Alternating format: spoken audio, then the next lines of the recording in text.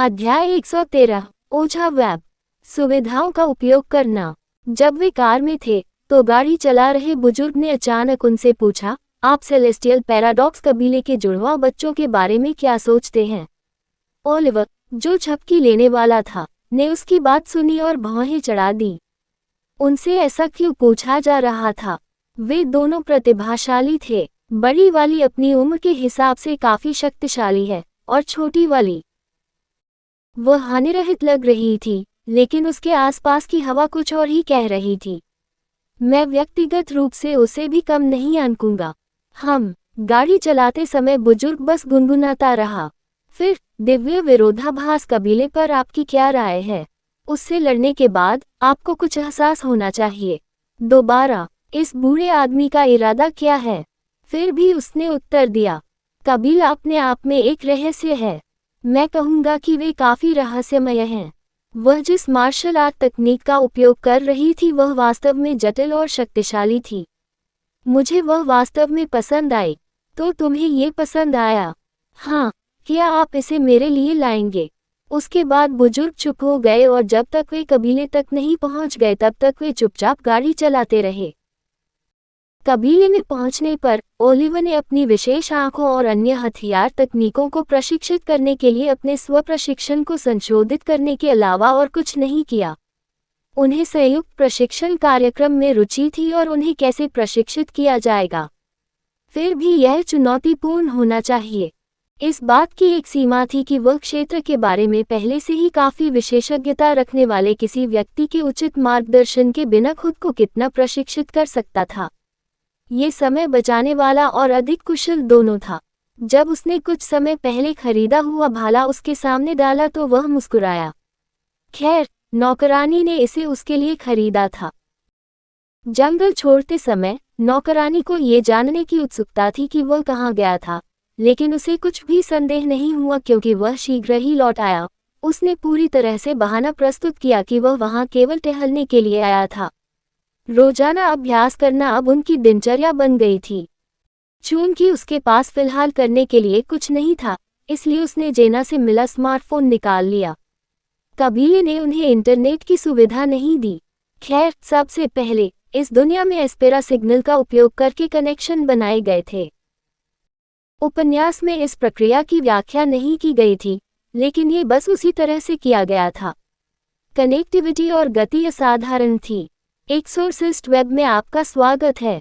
जब ओलिवर ने interactive design और परिचित संदेश देखा तो उसकी भौहें तन गईं। परिचय के बाद शब्द बदलकर दूसरे में बदल गए।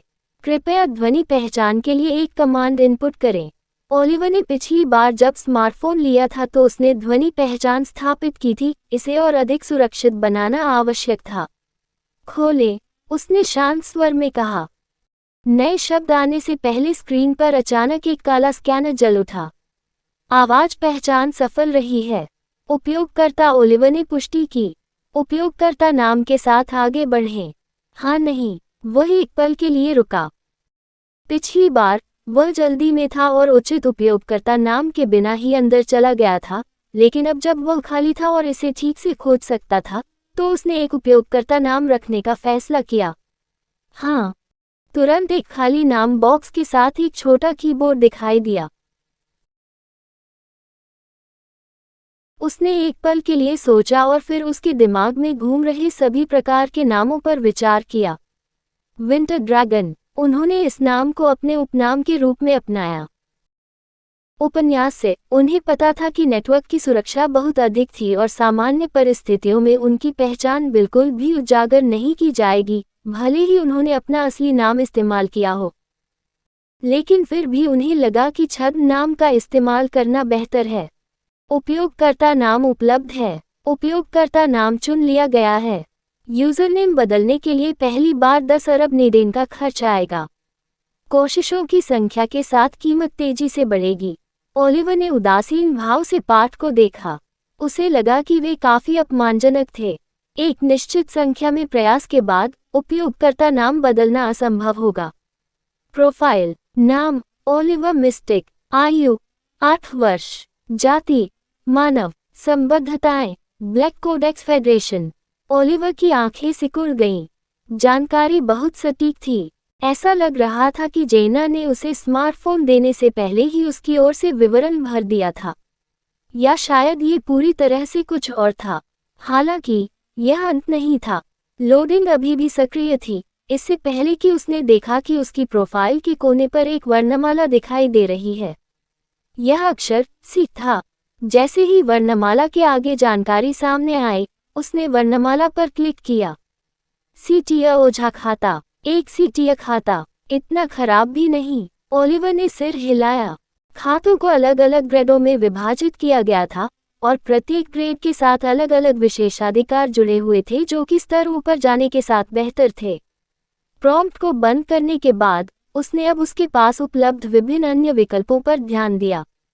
प्रोफाइल, ओझा वेब, ब्लैक कोडेक्स वेब, किनारा, डेटा। वाह, केवल उपयोगकर्ता नाम चुनने से पहले की तुलना में इतनी सारी सुविधाएं सक्षम हो गईं। जब उसने उन विकल्पों पर ध्यान दिया जो पिछली बार एक्सेस करने से पहले वहां नहीं थे, तो उसने सुखद स्वर में कहा।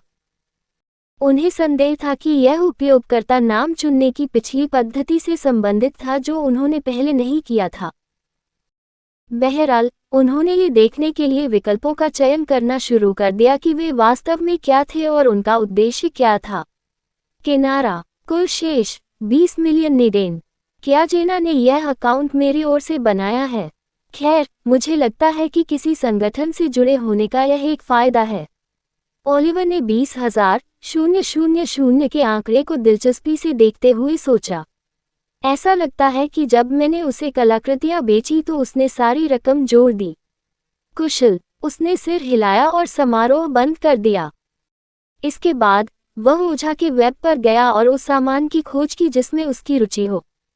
उन्होंने ये देखने के लिए धातु श्रेणी में खोज की कि वह जिस सामग्री की तलाश कर रहे थे वह उपलब्ध है या नहीं। ये वहाँ है। वह उठ खड़ा हुआ और उसकी आंखें सदमे से फैल गईं। उसे इतनी आसानी से यह मिल जाने की उम्मीद नहीं थी। गैर ज्वलनशील जियोलोरल, वर्तमान कीमत 4 मिलियन निडेन।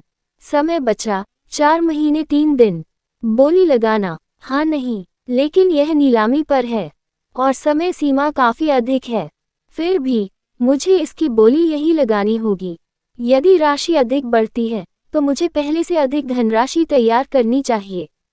वह जानता था कि यह सामग्री अत्यंत दुर्लभ है और भविष्य में इसे प्राप्त करने के लिए उसे बहुत कुछ करना पड़ सकता है।